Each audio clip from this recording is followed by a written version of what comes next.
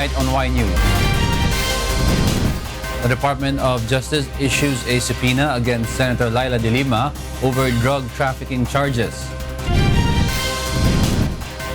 Commissioners of the Energy Regulatory Commission welcome probe on corruption issues following resignation order from President Rodrigo Duterte. Critics accuse the Marcos family of disrespect for the hasty, shady burial of the late President Marcos at the Libingan ng mga Bayani. President Rodrigo Duterte is set to sign an executive order directing the full implementation of the reproductive health law. The International Criminal Court, or ICC, holds a meeting after leaders of several nations decide to leave the tribunal. And daredevils swoop during wingsuit race above the Arizona desert. Y News begins now.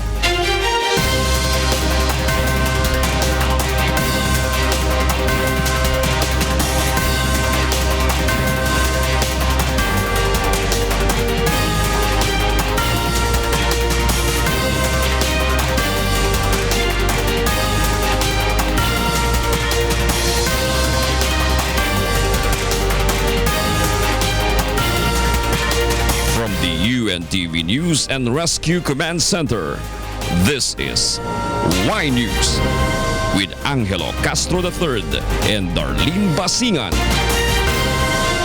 Good evening. Department of Justice has issued a subpoena to Senator Leila De Lima for her drug trafficking cases. Roderick Mendoza will tell us why. The Department of Justice has scheduled a preliminary investigation on the complaints filed against Senator Leila De Lima for her alleged role in Bilibid drug trade.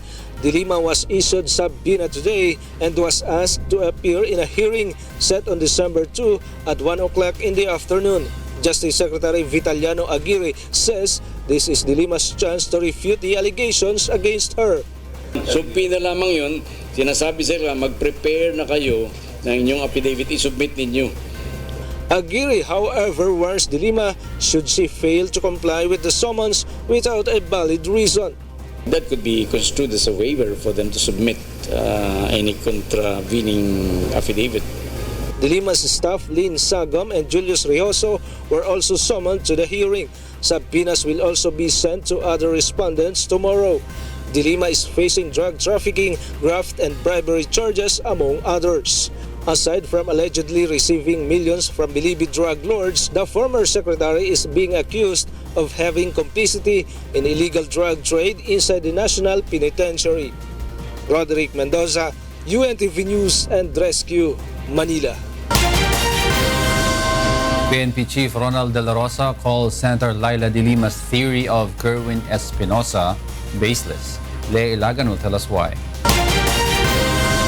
Philippine National Police Chief Police Director General Ronald Bato de la Rosa is irked over Senator Leila De Lima's speculation that Kerwin Espinosa might also suffer the same fate as his father in the hands of the police. The whole organization, 160,000 of us, kung mayroong mga iskalawag sa amin na gustong pumatay kay Kerwin, maliit lang yan kumpara sa buong PNP. Mabuti pa siya at alam niyang mamamatay si Kerwin. Ako hindi ko alam kung mamamatay, but ang alam ko, we are doing our best to secure Kerwin Espinosa. De La Rosa insists that Senator De Lima's statement has no basis, citing that the PNP is doing all it can do to protect the younger Espinosa. The police chief also wonders where De Lima got her idea. In a statement, Senator De Lima said she is worried that Kerwin might also get killed the same way his father, the late Mayor Rolando Espinosa Sr., was killed while in detention at the Baybaysa Provincial Jail. De Lima added that the suspected drug lord should not trust the promises of the government. Meanwhile, the AIDG is finalizing the affidavit of Kerwin. Assisting the AIDG in the investigation are the NBI and DOJ. The affidavit might be submitted to the DOJ tomorrow if finalized tonight. General Bato, however, has no idea if Kerwin will name De Lima as among who's involved in the illegal drug trade. Kung alam na niya na sasabihin na i-implicate siya, I don't know kung pula yan or fact. Hintayin na lang natin doon sa Senate hearing, lalabas yan dahil sigurado ko itatanong yan doon. I don't want to preempt. Leia Ilagan, UNTV News and Rescue Camp Crame. Whistleblower Association of the Philippines President Sandra Cam says drug lord Curren Espinosa will be exposing names of the politicians involved in the illegal drug trade. Joyce Balancho will tell us why. This Wednesday, suspected Eastern Visayas drug lord Curren Espinosa will face the Senate inquiry on the death of his father, Albuera Leyte Mayor Rolando Espinosa Sr. Whistleblower Association of the Philippines President Sandra Cam says the younger Espinosa will expose big names in politics, including 2 senators who were allegedly protecting drug syndicates. One senator, she says, received big amounts delivered personally by Curren Espinosa. Ang nasabi sa akin, isang 1.7, isang 2 million at another 2 million, so it's 5.7. Sa isang senador. Isang senador lang. Sa isang senador. Ang isang senador, sabi niya dito na niya sasabihin sa investigasyon dito sa... Cam did not name Senator Leila De Lima as among those who will be implicated by Espinosa, but says more names will be disclosed in his affidavit. Malalaking personalities po. Malalaki. Na very high level personalities na at pati yung sa kapulisan, maraming general siya na isinangkot at malalaman natin ngayon kung sino ang nagpapatay doon sa kanyang ama.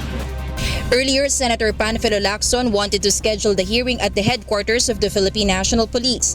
This is to ensure the safety and convenience of Espinosa, who is now heavily guarded at the PNP Custodial Center.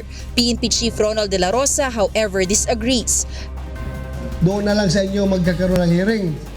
Ngayon naman, napag-aralan namin nga mas magulo nga, mas mahirap nga ang arrestment dito kung dito kaysa doon naman na usual na ginagawa. Nakalatag na yung preparations doon. So doon na lang siguro. The Committee on Public Order and Dangerous Drugs finally decided to hold the hearing at the Senate. Joyce Balancho, UNTV News and Rescue, Senate of the Philippines. Meanwhile, in a separate interview, Senator Manny Pacquiao says Curren Espinosa only mentioned one incumbent senator as an alleged drug peddler or as an alleged cuddler of illegal drug lords. Pacquiao says Espinosa requested to meet him upon arriving at the headquarters of the Philippine National Police last week. He says Espinosa detailed to him how drug money was distributed even to local politicians and members of the police. The said senator tagged by Espinosa purportedly received 8 million pesos from illegal drug trade syndicates. Hindi naman, isang senator lang ang binanggit niya at saka maraming mga pulis at saka may mga government officials. Dinidetalye naman niya bawat mga pangyayari, paano niya dinistribute paano niya binigay yung pera doon sa trabaho niya. Yun ang pagkasabi niya. The Energy Regulatory Commission or ERC Chairperson Jose Salazar seeks a meeting with President Rodrigo Duterte after the President has ordered for the resignation of ERC officials over corruption and anomalies. Grace Casin will tell us why. Energy Regulatory Commission Chairman Jose Salazar awaits the arrival of President Rodrigo Duterte from the APEC Summit in Lima, Peru, which is set on Wednesday. The official has requested for a meeting with the President to report on developments at the ERC and to brief the President about the controversial issues facing the ERC. His request for audience comes hot on the heels of President Duterte's call for ERC officials' resignation due to the alleged corruption and anomalies.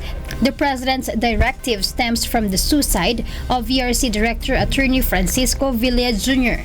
Villa took his own life after allegedly being pressured to approve procurement contracts without proper bidding and having to accept consultants without going through the right process. According to President Duterte, he has received intelligence report on the anomalies in ERC. I am demanding that they all resign. Kasi nabasa ko yung internal pati yung sa intelligence. Talagang binastos nila ang I don't know, just like in the past. Ayaw ko talaga yung corruption. They must resign. I have options, file a case against them all, or demand that no money will be appropriated. Nihiring pa yan ngayon eh. Ulong. Bigyan ko siya 0. Or if they want to spare the humiliation of sitting there without their money, they resign. And I will reorganize or rename the silang lahat. They have to resign. The president also stated that he will ask the Congress to dissolve the ERC and will order for its reorganization. President Duterte clarified that rank-and-file employees are not included in his resignation order on the commission.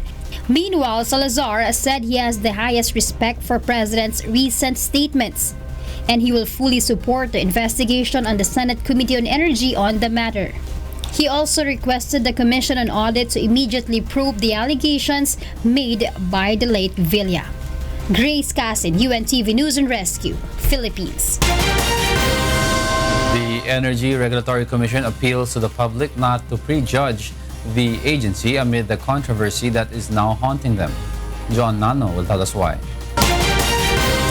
3 commissioners of the Energy Regulatory Commission respect the directive of President Rodrigo Duterte ordering them to resign over the alleged reports of rampant corruption inside the agency.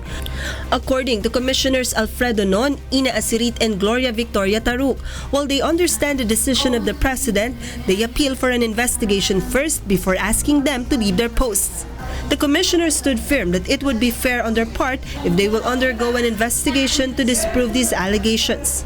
I do not want to put an impression that I am holding hawk-eyed to this position. No, I'm not. It's just that asking me to resign from this position without having gone through an impartial probe is really going to be unjust as far as I'm concerned. Mahirap po natanggapin ang isang paghuhusga nang wala man lang kami, kami po hindi namin alam kung ano ba talaga yung inaakusa sa amin. So meron yung itong ganitong transaksyon, ganito. Pero alam naman po natin na dapat mabigyan ng kaukulan na pagkakataon ang kahit na sino man na magbigay ng sarili niyang panig tungkol sa mga kaganapan o pangyayari na hindi kanais-nais katulad po nito. Parang unfair naman na magkusga without any proof or any investigation. Siguro kung after the investigation at lumabas na whatever it is, I would accept anything na sasabihin nila. Pero at this point, it hurts the person to be judged, especially for professionals. No? It is very hurting to be immediately judged without any proof. Despite of the call for resignation, the officials clear that they have nothing against the president. However, the officials asked the public not to conclude anything until the results of the investigation come out. President Duterte made the directive after Energy Regulatory Commission Director Francisco Jun Villa Jr. committed suicide, which is, according to his family, is due to corruption inside the agency. Joan Nano, UNTV News and Rescue, Pasig City. 2 men riding in tandem gunned down Director Jonas Amora of the Bureau of Internal Revenue District Office 8 in Quezon City this morning. Amora was identified by a colleague and some relatives. He was with his driver, 50-year-old Angelito Pineda, during the ambush, who also sustained gunshot wounds. Authorities said bundles of money worth 300,000 pesos were recovered from inside the victim's vehicle. The incident is still under investigation.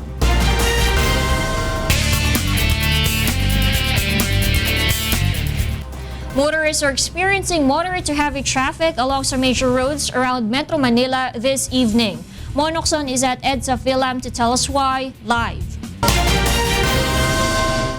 Yes, Mon, go ahead. Good evening, Darlene. Let's check the traffic situation around Metro Manila this evening with the help of our different live points around Metro Manila. Let's first check the traffic situation here along EDSA Philam. Southbound vehicles may slightly feel a delay in traffic flow approaching Cubao, leading to Camp Crame and Santolan area. while vehicles going north will experience moderate heavy traffic starting from EDSA North Avenue all the way up to Muñoz area. Let's check the traffic situation in our live points scattered around Metro Manila. Let us first check EDSA Bagong Barrio. Traffic going to Monumento is light from Bagong Barrio to Monumento in Caloocan, while vehicles going to Balintawak to Muñoz will experience moderate traffic. Let us check Commonwealth Techno Hub.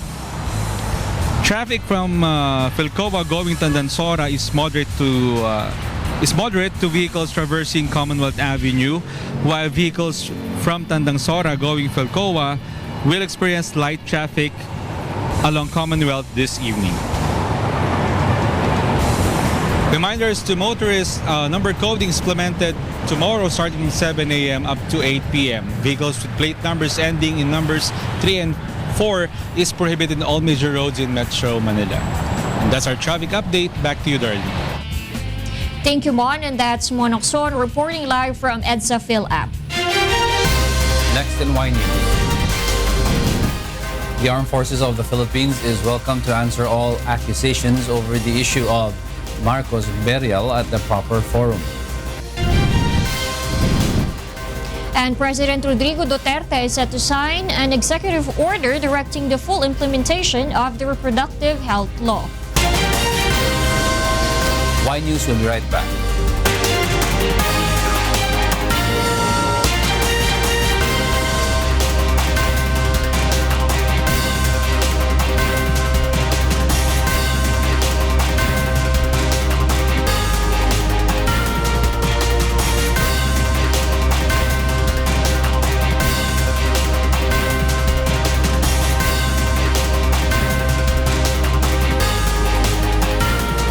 President Rodrigo Duterte has revealed his plan to declare Panatag Shoal a marine sanctuary and to prohibit fishing activities, specifically inside the sanctuary.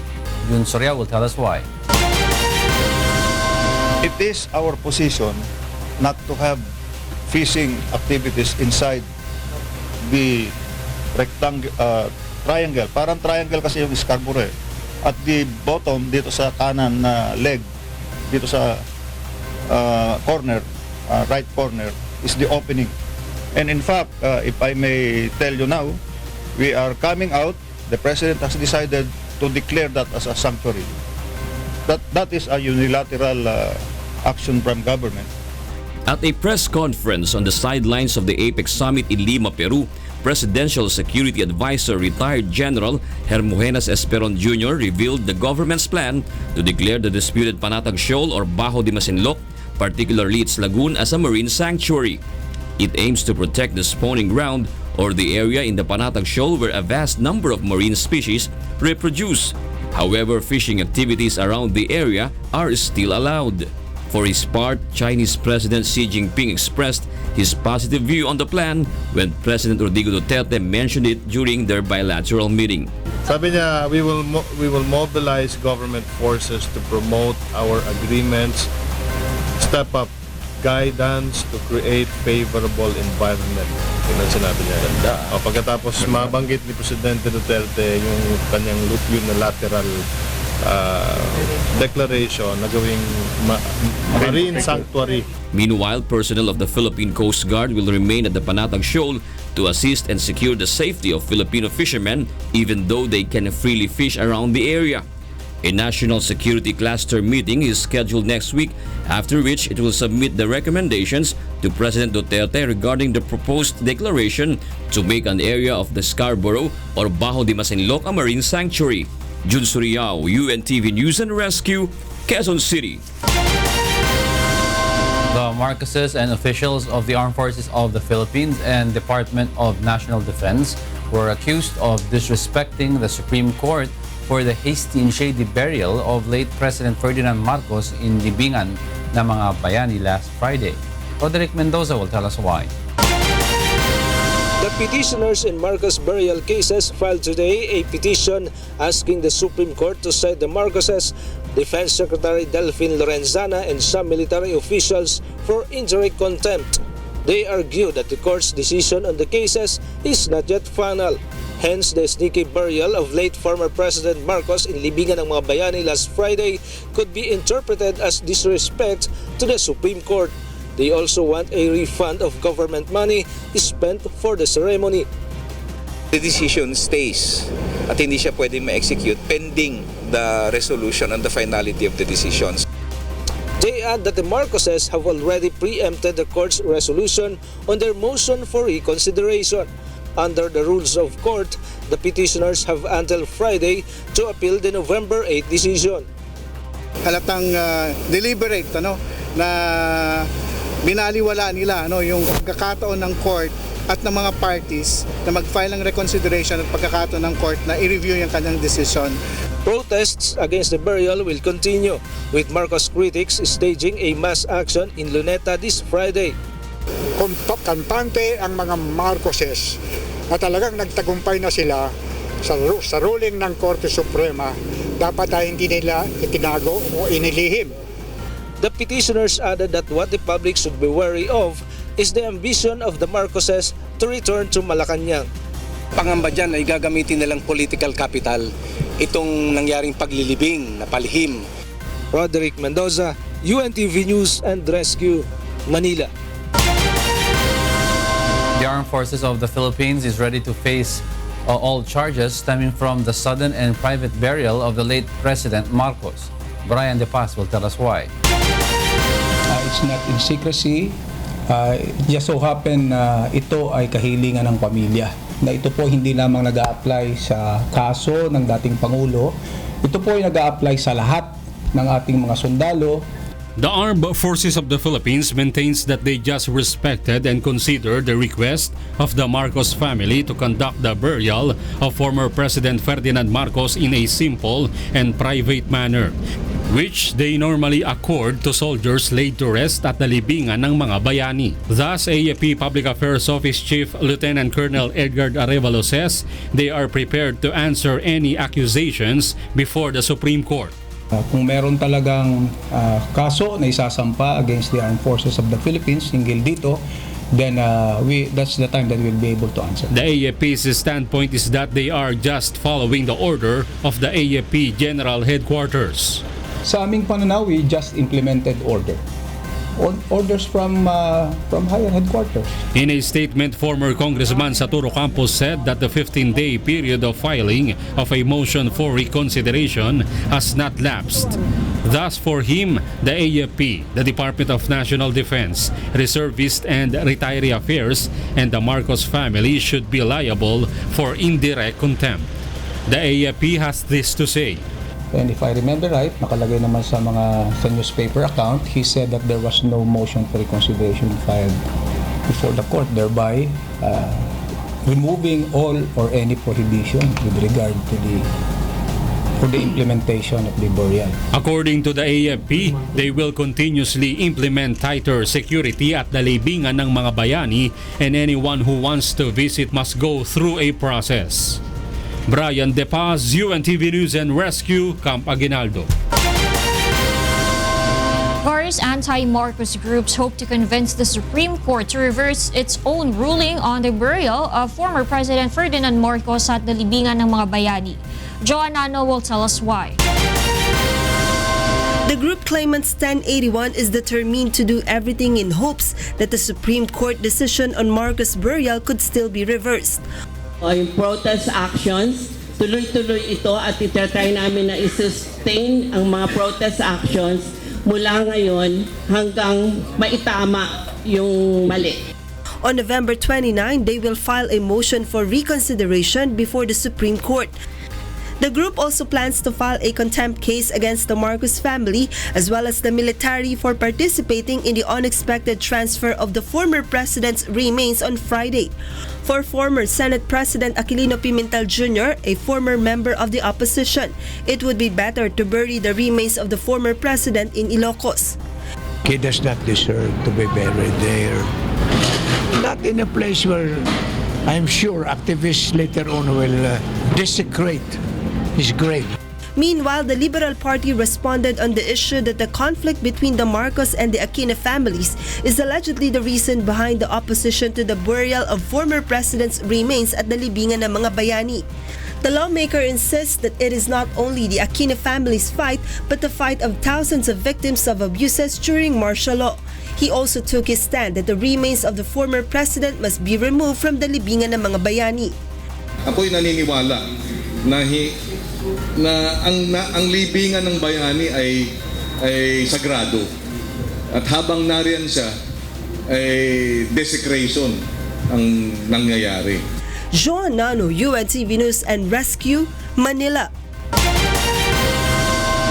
Former President Fidel Ramos has expressed concern that the public support for President Duterte might decrease because of his stance on the Marcos burial at the Libingan ng mga Bayani. Monokson will tell us why. I still support him, but my greater support, my greater loyalty, my greater effort is with the bigger Philippine team of 101.5 million people. Former President Fidel Ramos asserts that his support remains with President Rodrigo Duterte and he does not regret endorsing him during the campaign period. However, he is dismayed over the sudden and secretive burial of the former president at the Libingan ng mga Bayani last week. He argues that the move could decrease the support of the public to the current administration. No, come on, let's deal with facts and emotions. But I'll tell you, I felt very bad, especially for the veterans. Ito, as well as a lot of the members of the Armed Forces of the Philippines, veterans as well as retirees and active members, as well as members of the Philippine National Police, which I commanded some time ago. According to Ramos, based on the memorandum realized on August 20, 1992, there was no agreement to bury the remains of Marcos at the Libingan ng mga Bayani.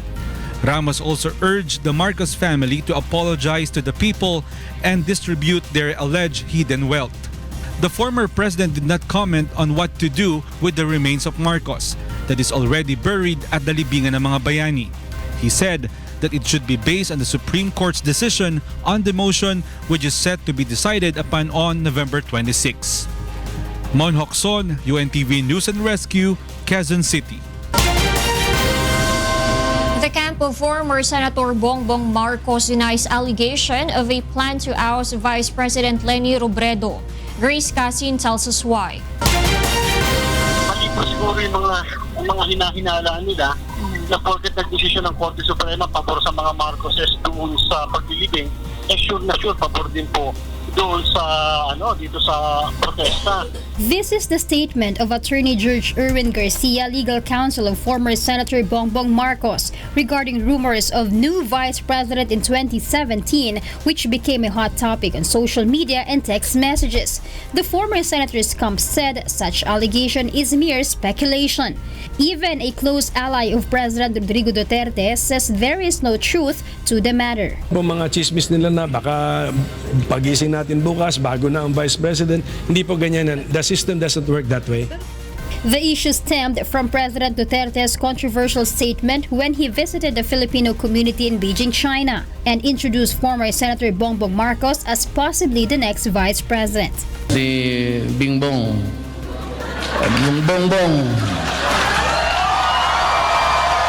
kung manalo siya sa protest niya, baka bago ang ating Vice Presidente. Reports of an oust has alarmed Vice President Leni Robredo and believes that she knows who is behind the issue. Tingin ko carry over din ito, yung pangamba, carry over nung bigla tayo nabulabog nung Biyernes. Nung bigla ang paghimlay sa dating Pangulong Marcos. Kaya siguro mas tumindi yung pangamba dahil isang bagay na hindi natin inaasahan ginawa. In support of Robredo, Liberal Party members say they will remain vigilant in safeguarding her vice presidency. Kung mayroong ganitong klaseng pagkilos na tanggalin bilang Vice Presidente si Vice President Leni at ipalit si Bongbong Marcos, dapat tutulan. Grace Casid, UNTV News and Rescue, Quezon City. Task Force Davao explains that performing plain view inspection in Davao City is not enough. Victor Cosare tells us why. Following the September 2 terror attack in Davao City that killed 15 people, the Task Force Davao has been implementing stricter security measures around the metropolis.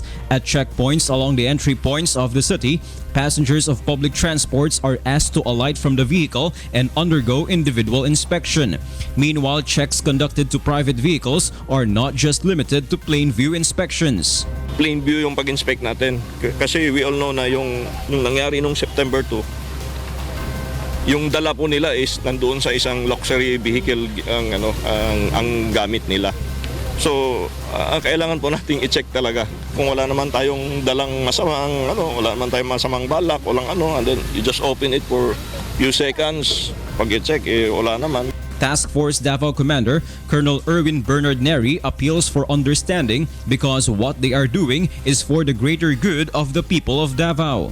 Ang threat of terrorism dito is high sa Davao City because of we are an alternate seat of government na.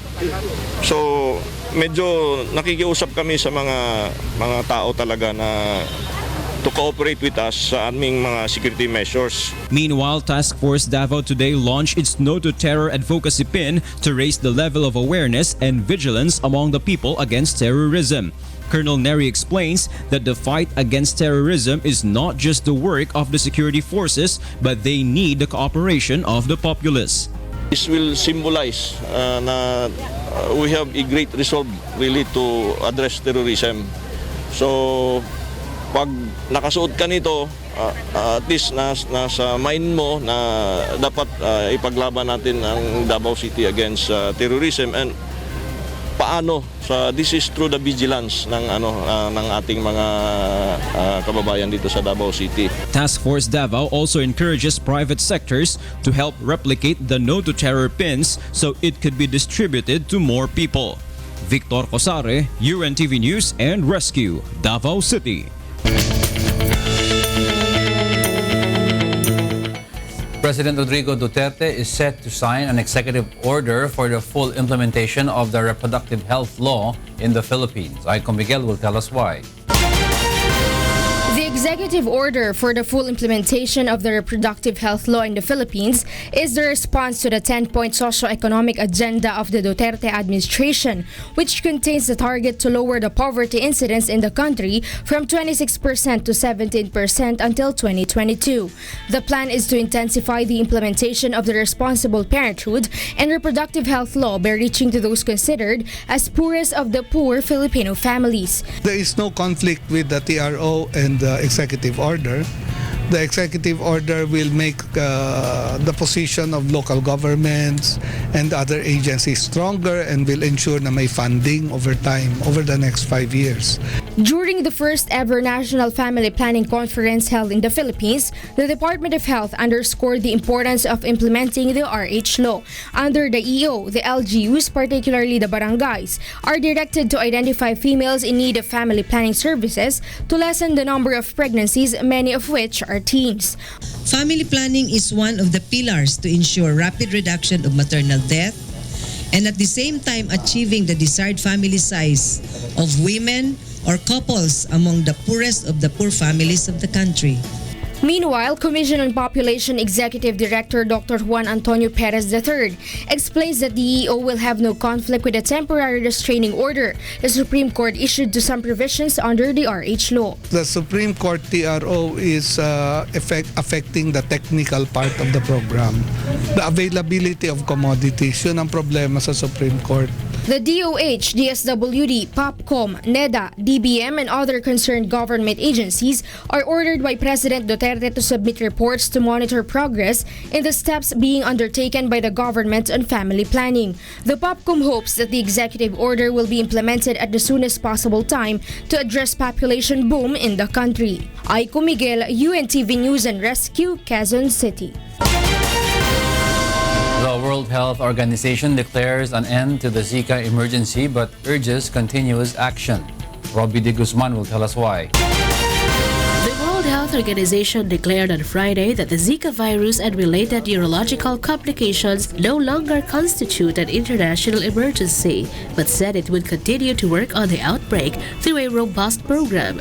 WHO's Emergency Committee, which declared an international public health emergency of international concern in February, says the virus still represents a significant and an enduring public health challenge. We are not downgrading the importance of Zika. In fact, by placing this as a longer-term program of work, we're sending the message that Zika is here to stay and WHO's response is here to stay in a very robust manner. Carried by mosquitoes, the Zika virus can cause the rare birth defect microcephaly and other neurological disorders in infants and adults.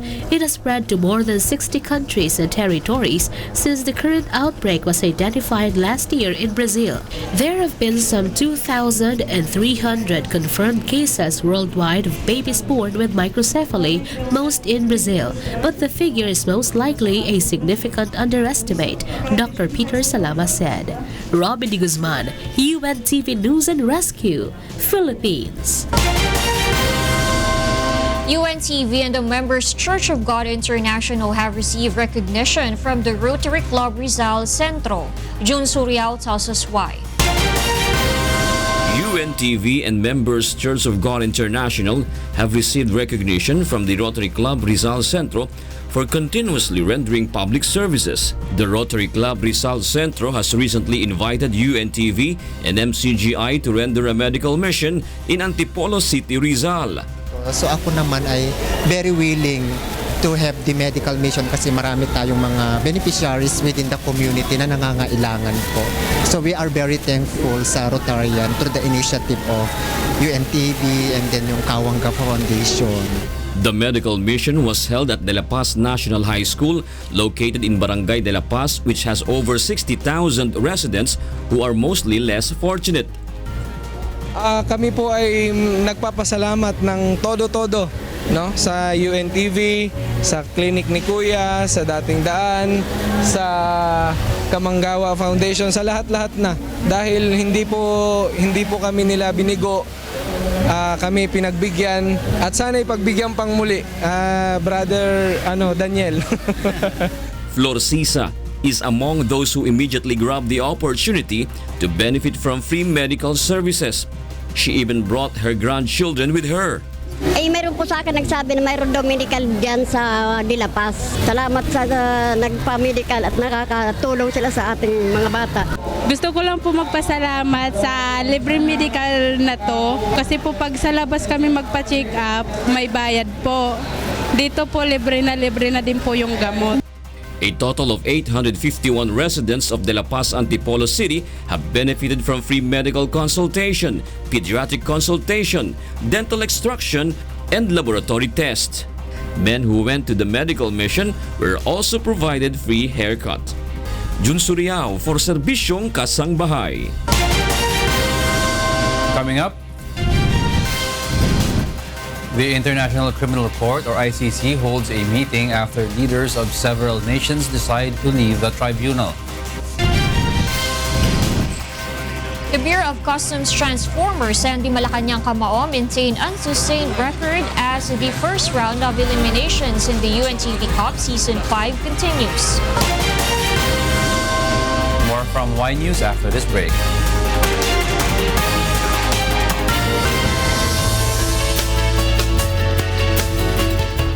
The easterlies are affecting the eastern section of the country. The Philippine Atmospheric, Geophysical and Astronomical Services Administration, or PAG-ASA, says Metro Manila and the rest of the country will have partly cloudy to cloudy skies with isolated rain showers and thunderstorms, mostly in the eastern section. No tropical cyclone is expected to affect the country within 24 hours. Meanwhile, heavy snow hit North China's Hebei province on Sunday, disrupting traffic across the province. Many highways through the city of Chengde were closed due to the heavy snow, and the vehicles at the city's toll station had to wait all through the night. The local temperature has fallen to minus 8 degrees Celsius, and it is expected to continue dropping by 12 degrees Celsius in the following few days. The condition prompted some schools and kindergartens in Chengde to suspend classes the entire day today.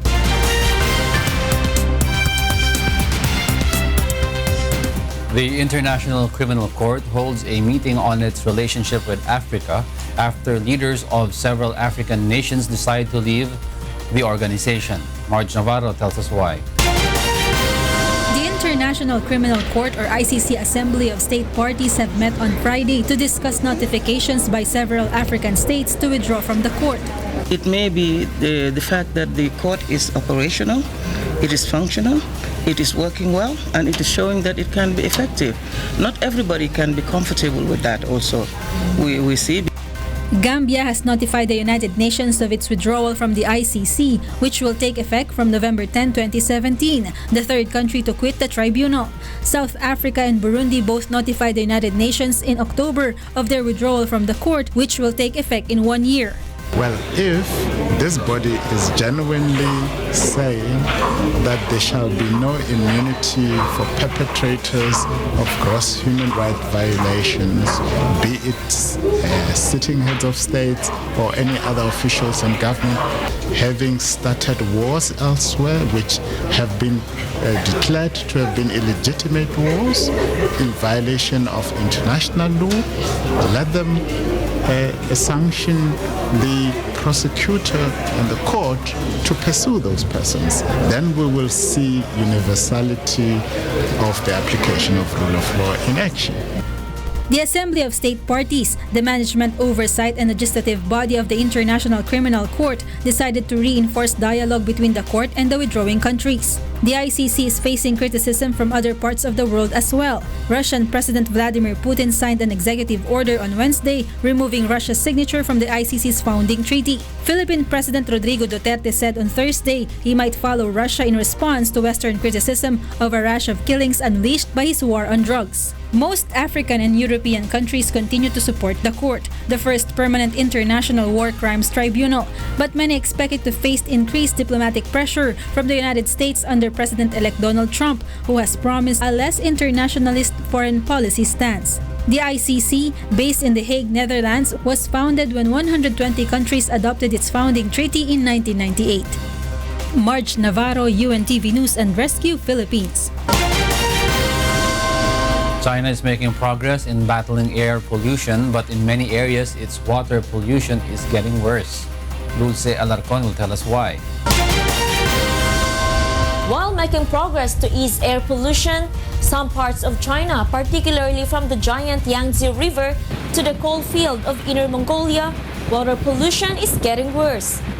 China's Ministry of Environmental Protection reports that despite commitments to crack down on polluters, the quality of water in rivers, lakes, and reservoirs in several regions has deteriorated significantly. 还有很多的工作，应该说这些具体的工作支撑了全国总体上水环境质量是向好的，虽然形势很重。 In documents published this week, inspectors found that a fifth of the water in the Yangtze's feeder river in one province was unusable, and thousands of tons of raw sewage are being deposited into one river in northeastern Ningxia each day. They found that the Yangtze, China's longest river, wasn't being protected. Last year, the ministry reported that nearly 2/3 of underground water and 1/3 of surface water was unsuitable for human contact. While improvements have been made in the past 5 years, China's growing demand for water has put increasing pressure on its limited resources, and sources of pollution have not been put under adequate control. Residents in Beijing said that controlling water pollution should be prioritized above air pollution. 因为空气的话，就看它就是大约是平均多少天，或者是总的来说的一个概率，就是它大约有多少天是这样的。但是水的话，如果是被污染，那就是好像一直在被污染这样。空气还有被风刮走的干净的时候，但是水好像你一旦被污染的话就很严重，然后而且很难去改善这个情况。是这样子。In its action plan, the government vowed to improve water quality nationwide by 2030, and it aims to bring large volume of unusable water back into the economy. Dulce Alarcon, UNTV News and Rescue, Jilin, China. Amid public confusion, Britain's Buckingham Palace gets a go signal for a 10-year renovation. Jovic Bermas tells us why. Buckingham Palace, one of Britain's best-known landmarks and home to Queen Elizabeth, will undergo a decade-long overhaul costing £369 million or $457 million after the government approved its renovation on Friday. The work will focus on replacing electrical wiring, water pipes, and the heating system which were installed after World War II. The renovation will be funded by a temporary increase in the sovereign grant, the government's financial mechanism that covers the running costs of Queen Elizabeth's household. Rumors have been surfacing on Buckingham's renovation, and many people are angry because they believe that they will be made to pay the expenses for the repairs. But actually, the public will not pay anything whatsoever to the Queen for the renovation, but they will benefit from a huge sum of money to help with their failing public services. In 2012, when the sovereign grant was created, it effectively required the Queen to pay an 85% tax on her income. Since then, she is receiving just 15% of the profits from her own businesses. This makes the Queen the most taxed person in the whole world. The Buckingham Palace repairs will be funded by a temporary increase in the sovereign grant. Instead of paying 85% tax, the Queen will now pay 75% tax. According to the Royal Press Office, work will begin in April 2017 and the palace will remain occupied and fully operational while the renovation is carried out. Millions of tourists flock here in Buckingham Palace each year, especially to see the traditional change of guard and the summer opening ceremonies. Jovic Bermas, UNTV News and Rescue, London. English golfer Matthew Fitzpatrick says results of the DP World Tour is the best in his career. Meanwhile, Atletico Madrid fans' last LA Liga match was marred by bitter memories. Aaron Romero tells us why. Cristiano Ronaldo ensured Atletico Madrid fans will have bitter memories of the last local derby at the Vicente Calderon Stadium on Saturday by scoring a hat-trick in a 3-0 win for La Liga leaders Real Madrid. Ronaldo's deflected free kick put Real in charge in the 23rd minute in the first meeting of the teams since the Champions League final in May. The prolific Portuguese killed off Atletico's resistance by winning and converting a penalty in the 71st minute and capped a harrowing night for the home side by tapping in the third in the 77th. Meanwhile, England's Matthew Fitzpatrick sank a knee-knocking birdie putt from 4 feet on the final hole, sealing the DP World Tour Championship in Dubai. It's a great way to end the season. It's my best result of my career. There isn't anything better than that, you know. So it's been a very, very good week. He edged out compatriot Tyrell Hatton, who led the field down the stretch until he found water with his 18th tee shot, with the resultant bogey ultimately costing him the tournament by 1 shot. Aaron Romero, UNTV News and Rescue, New York. Flying through the sky above the Arizona desert, Noah Benson of the United States finally clinches Red Bull Aces wingsuit racing top spot. Yoshi Kosata will tell us why. Noah Benson finally has that monkey off his back. After coming second the past 2 years, Benson clinched this year's Red Bull Aces Wingsuit Racing Championship held above the Arizona desert on Saturday, November 20th. The American has twice been runner-up to compatriot Andy Farrington, but this year did enough to come out on top. 40 athletes from 18 countries leapt from a helicopter 8,000 feet or about 2,440 meters above the desert in four-person heats before slaloming through mid-air gates in the sky at speeds of up to 160 meters per hour. In the final, Banson finished over a half a second ahead of Will Quito in second and pushing Farrington back to third. I thought I had a chance, but I've lost to him twice, 2 years in a row, so I kind of thought it was also a good chance it would happen again like last year, so I'm very happy.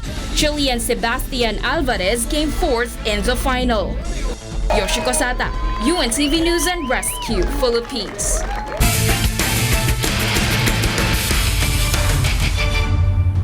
The records of the Bureau of Customs Transformers and the Malacanang Kamao remain unstained as the first-round eliminations of UNTV Cup Season 5 continues. Bernard Daddies will tell us why. UNTV Cup spectators witnessed a championship level of hardcore battle between the two-time champion Judiciary Magis and three-time runner-up PNP responders in yesterday's main game. It was a neck-and-neck match between the two powerhouse teams in the first to the fourth quarter. During the last 33 seconds of the ball game, the PNP responders were ahead by 3 points until Magis big man Don Camaso back at a shot from downtown to force an overtime period. The Judiciary team was able to take home the victory after the 82-80 ball game. Chester Tolomia was hailed as the best player of the game with 23 points, 8 in the overtime, 6 rebounds, and 2 assists. Because of this victory, the Judiciary Magis now has a 4-1 win-loss record, while the PNP has a 3-2 win-loss record. The hardwood action between the BOC Transformers and the NHA Builders was another thriller at the Pasig City Sports Center, concluding at 77-75. The Transformers tied the game at 54 during the third quarter until they stole the lead as the last buzzer of the game sounded. The best player of the game were Rizal Von Ignacio with 14 points, 4 boards, and 4 assists, and Marlo the Skyscraper Aquino with 19 points, 4 boards, 2 assists, 1 steal, and 1 block. And in second game of the triple header, the MMDA Black Wolves' fierceness was not able to topple the Malacanang Kamao's ferocity in the 72-55 ball game. The Kamao's tough offense was led by the best player of the game, Christian Luanzon, with 17 points, 9 rebounds, 1 assist, and 1 steal. Watch out for more action as the end of the first round eliminations of the League of Public Servants draws near. Bernard Daddies for the UNTV Cup Season 5. Those are the reasons behind the news, November 21, 2016. I'm Angelo Castro III. Reasons we delivered to you as they unfold. I'm Darlene Basingan. Because we need to know. We will always ask why. Thank you for watching. Why News.